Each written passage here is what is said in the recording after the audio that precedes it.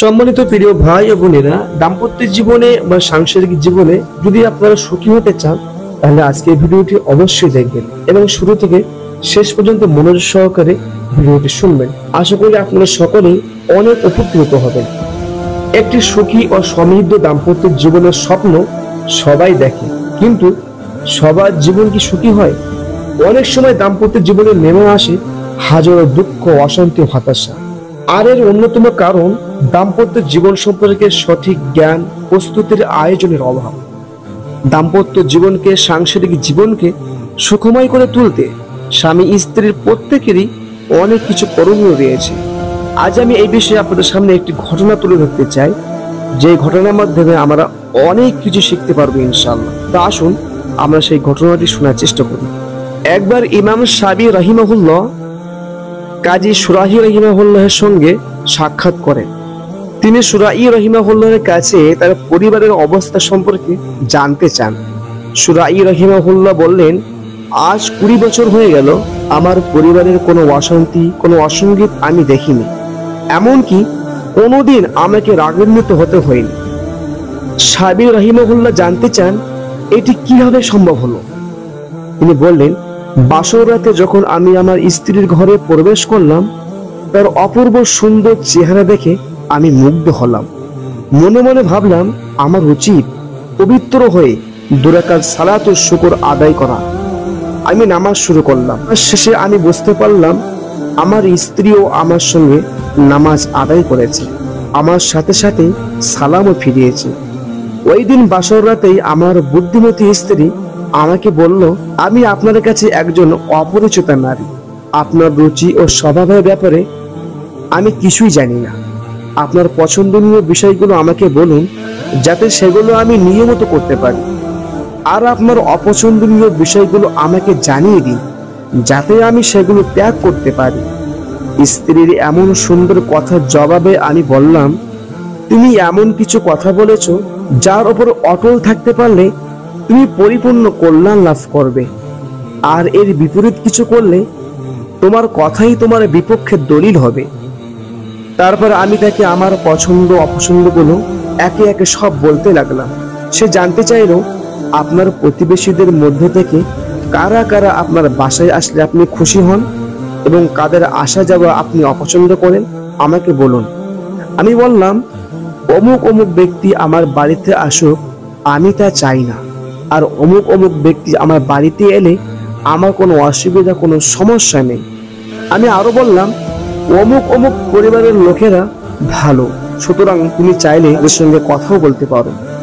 আমি আরো বললাম, অমুক অমুক পরিবারের লোকগুলো খারাপ, তাদেরকে ঘরে আসার অনুমতি দেওয়া ঠিক হবে না। আমার সব কথা আমার স্ত্রী মনে গেঁথে নিল। আল্লাহর কসম, সেই রাত ছিল আমার জীবনের সবচেয়ে সুখময় রাত। তারপর একে একে পুরো 20টি বছর যেন খুশির আনন্দে হাওয়ায় মিলিয়ে গেল। এই দীর্ঘ সময়ে তার মধ্যে আমি কেবল কল্যাণ ও সন্তুষ্টি খুঁজে পেয়েছি। একটিবারের জন্য সে এমন কিছু করেনি যা আমি অপছন্দ করি। হ্যাঁ, শুধু একবার তার একটি কাজ আমি অপছন্দ করেছিলাম, তবে পরে আমি বুঝতে পারি ভুলটি মূলত আমারই ছিল। এই অবস্থাতেই সে আমাকে ছেড়ে আল্লাহর ডাকে সাড়া দিয়ে দুনিয়া ত্যাগ করে চলে গেল।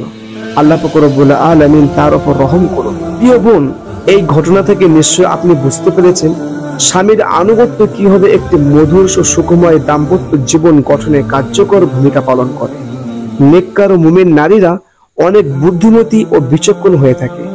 পরিবারের স্বামীর কর্তৃত্বের ব্যাপারটা তারা সহজেই বুঝতে পারে, কেননা কোরআনে এসেছে, আর রিজালু কাওয়ামুন আলান নিসা, পুরুষরা নারীর উপর কর্তৃত্ববান। হযরত ইবনে আব্বাস রাদিয়াল্লাহু তাআলা আনহুর এই আয়াতের ব্যাখ্যা বলেন, পুরুষরা স্ত্রীদের অভিভাবক, তারা স্বামীর আদেশ মান্য করবে, তার পরিবারের সাথে সদাচরণ করবে এবং তার সম্পদের হেফাজত করবে। প্রিয় বোন, আপনি হয়তো ভাবছেন, তাহলে সব সময় স্বামীর পছন্দ কথা ভাবতে হবে, তার সব কথা মানতে হবে? আমারও তো একটি মন আছে, আমারও তো কিছু পছন্দ অপছন্দ আছে, আমার কি কোনো অধিকার নেই? প্রিয় বোন, আপনি নিঃসন্দেহে ঠিক কথা বলেছেন। নিঃসন্দেহে আপনারও নিজস্ব রুচি, পছন্দ অপছন্দ আছে, আপনারও আছে স্বতন্ত্র অধিকার, কিন্তু উভয়ের অধিকার একই পদ্ধতিতে আদায় করা যাবে না। এখানে স্বামীর আনুগত্য মানে নিজের সকল অধিকার থেকে বঞ্চিত হওয়া নয়। আনুগত্য মানে স্বামীর সঙ্গে মানিয়ে চলা।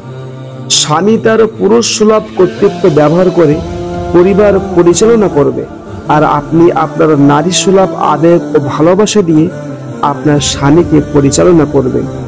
পুরুষ যত বাহাদুর, ক্ষমতাশীল কিংবা যতই বদমেজাজি হোক না কেন, সে কখনো তার প্রেমময়ী স্ত্রীর পছন্দের বাহিরে পা রাখতে পারে না। আবেগ ও ভালোবাসার শক্তির কাছে পৃথিবীর সব শক্তি হার মানে। সুতরাং উভয়ে আপন আপন পদ্ধতিতে তার ব্যক্তিগত সুখ স্বতন্ত্র অধিকার বজায় রাখবে। এ বোন আমার, আপনি যদি আবেগ ও ভালোবাসার পরিবর্তে কঠিন সুরে কথা বলতে শুরু করেন, তাহলে মনে রাখবেন আপনার দাম্পত্য জীবনে আপনিই আগুন লাগিয়েছেন। আপনি কখনো এই জীবনে সুখ শান্তির আশা করতে পারেন না। চলুন এই ব্যাপারে প্রিয় নবী সাল্লাল্লাহু আলাইহি ওয়াসাল্লামের হাদিস শোনা যাক। রাসূলুল্লাহ সাল্লাল্লাহু আলাইহি ওয়াসাল্লাম সাহাবীদেরকে এক মজলিসে বললেন, আমি কি তোমাদেরকে জান্নাতের নারীদের সংবাদ দেব না? সাহাবীরা বললেন, অবশ্যই দেবেন হে আল্লাহর রাসূল। তিনি বললেন, অধিক সন্তান জন্মদানকারী প্রেমময়া স্ত্রী, যে রাগান্বিত হলে বা তার প্রতি কোনো খারাপ আচরণ করা হলে কিংবা স্বামী তার সঙ্গে রাগ করলে সে বলে, এই যে আমার হাত আপনার হাতে রাখলাম, আপনি আমার ওপর যতক্ষণ সন্তুষ্ট না হবে ততক্ষণ আমি ঘুমাবো না। প্রিয় বোন, আশা করি বুঝতে পেরেছেন হাদিসে কি বলা হয়েছে। আবেগ ও ভালোবাসা এমন এক চাবি, যা দিয়ে স্বামীর অন্তরের শেষ দরজাটি আপনি অনায়াসে খুলতে পারবেন। প্রিয়তম স্বামীর কাছ থেকে আপনার সব দাবি মানিয়ে নিতে পারবেন।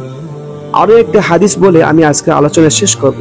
রাসূলুল্লাহ সাল্লাল্লাহু আলাইহি ওয়াসাল্লাম বলেন, যে স্ত্রী স্বামীকে সন্তুষ্ট রেখে মৃত্যুবরণ করে সে জান্নাতে প্রবেশ করবে। সুবহানাল্লাহ।